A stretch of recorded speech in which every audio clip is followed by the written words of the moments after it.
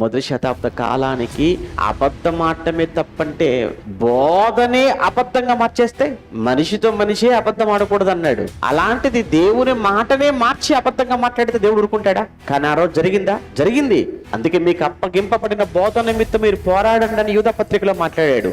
మొదటి యోహాను పత్రిక 4వ అధ్యాయం మొదటి వచనంలో అబద్ధ బోధకులు ఇప్పటికే మీలో నుంచి అనేక మంది బయలుదేరి వెళ్ళిపోయారు, అబద్ధ ప్రవక్తలు ప్రజలలో ఉండిరి అని మాట్లాడుతున్నాడు. ఆయనకి ఎంత కోపం రావాలి చెప్పండి? నా బోధను మార్చేస్తారా? నా బోధను తీసేస్తారా?